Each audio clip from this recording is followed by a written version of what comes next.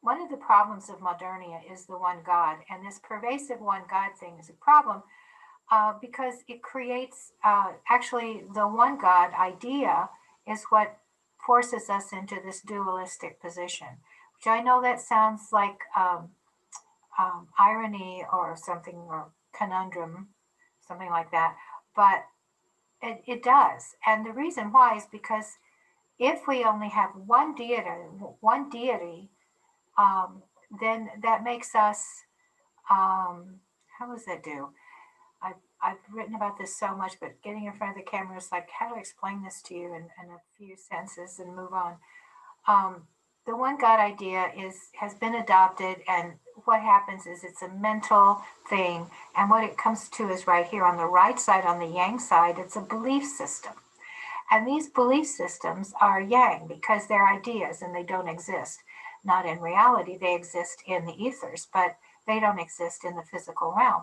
So what happens is when we are all so dependent on this one God idea, one God belief system, it makes us too yang.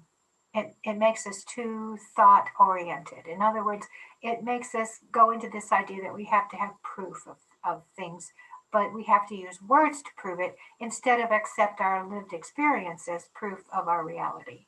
I can tell you right now that the proof of what I know, am, and do is right here in front of you right now. And when you get this on video later, I'll be different. The truth will have moved on.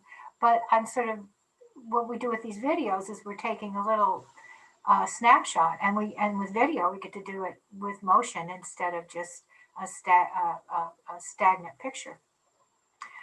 God, I hope I'm making sense because eyes can really go wild with this stuff.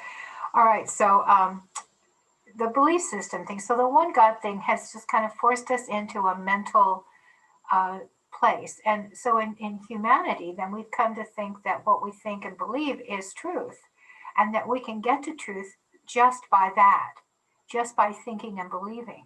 And so that's the one God, you see. And it's really, you can see that's the right side. It's very imbalanced. Because if he doesn't have a feminine counterpart, if this one dude doesn't have a body to go into and to animate, then there really isn't anything. And so this is my perspective, and this is my whole thesis. All right. So what we have now is um, we have Jupiter and Saturn, and Saturn is feminine, and it's the physical form, and Jupiter is the belief system. They're a pair, and in the chakra system, this is your fifth chakra, your voice, and it's about speaking your truth. Um, those two are coming together in the sign up here of Aquarius, right? And see how that's on the top right here. So what that means is that people are giving voice to what?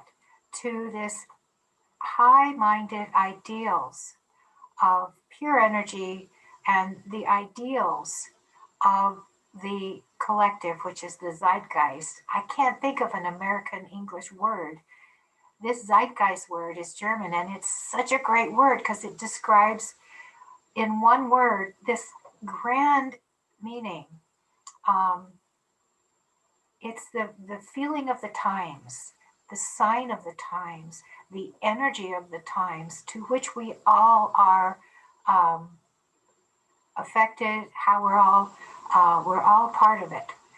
And so it's the times that we're in. Like when everybody was in Victorian times, they had a completely different way of seeing and thinking and believing and living in the world than we do now. So our modern zeitgeist is about a collective mentality, and this is coming in with the Age of Aquarius stuff.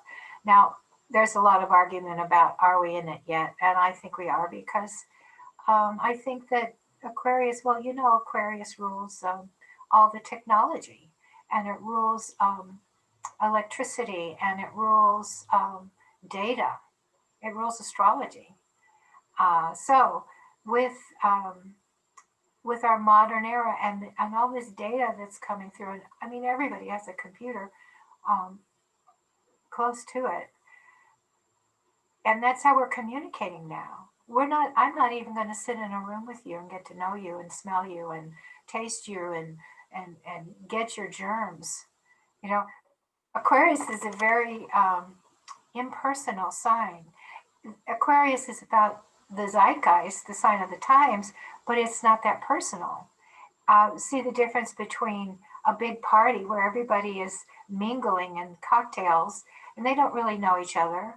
It's just like they're just getting to know each other in a group. And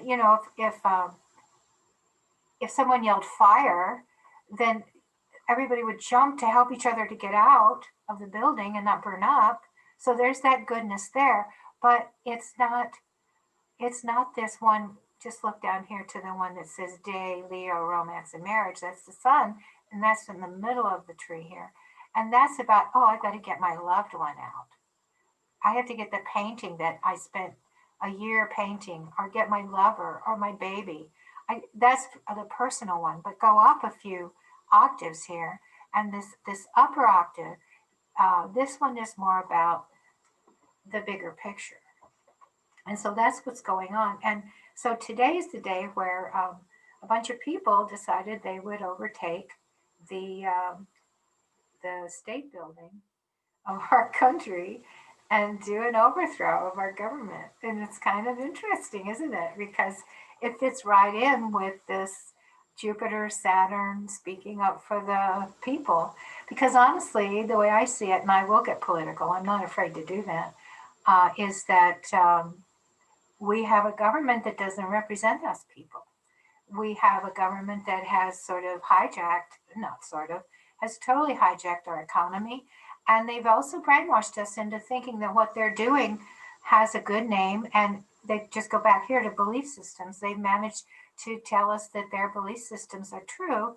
And what's happening now is with all the data, this Uranian stuff coming up, we're saying, no, we kind of know better now because we have enough YouTube and we have enough data coming through that no matter how hard the powers that be try to convince us that they are following rules that fit the people, that they're not, that they're taking more than their share and that they're overwhelming the resources of life itself.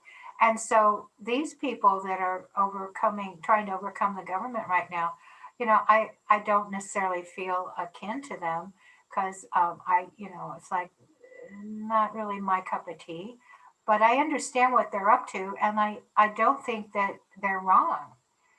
I don't think violence is necessary.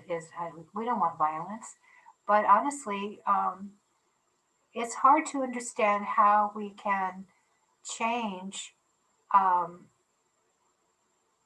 the state of it without some kind of ruckus. And this Aquarian energy is all about ruckus. And now Aquarian energy is paired over here with the Piscean energy. And so Pisces is the one we've been in, which is the one where we're supposed to be more loving and more generous. And but honestly, I think the two have come together nicely in our modern world because what I'm doing right now is both. It's data. I'm giving you data. It's on a Wi-Fi system that travels through the air. So that's like magic Wi-Fi, electric Uranian stuff. But guess what? There's a moving image, and that's the Piscean, the Neptunian part. So right now we're in this amazing time where I think we're actually practicing how to go into a new life form and not AI as much as it'll be just more mental qualities that we're beginning to realize that our sensitivities as human beings, that our bodies are actually the tuning forks, and that we will. I know I'm starting to sound a little wiggy, but honestly, how can I help it sound like this when that's what it looks like to me? So anyway, we're practicing I'm practicing right now learning how to telephone a million people, me to you. And I'm doing it with these media, with these technological media. But I think there'll be a day when we could just do it without the media. And that's when we get to stop poisoning the earth, digging up all the minerals that we need to make these gadgets work, you see. So I think we're in a transition period. So the people that are taking over the government, that want to take over the government, well, maybe they should, because the government's being run by ravers, rapacious people who live in a bubble of belief, back to here, to the belief bubble, and they believe that what they're doing is great and wonderful and righteous because um, a lot of them are like third, fourth generation wealth royalty. And, the ones that are in charge right now, those are second, third generation wealth royalty people. And, I look at Ivanka and Jared, and they're like third generation royalty, and they walk around as if they're royal. But you know what? They're not benevolent monarchs. They're not benevolent monarchs because they've never been in the dirt. Of course, I have a proposal. My Aquarian proposal is that we make it that you're not qualified to be in government if you earn more than $30,000 a year. That would change things really fast, wouldn't it? Okay, so this is a quick little outline that I made for you, and I'm going to sign off for now, and we'll do some more as soon as I get the steam up to do it. Thanks for watching, and we'll see you again real soon.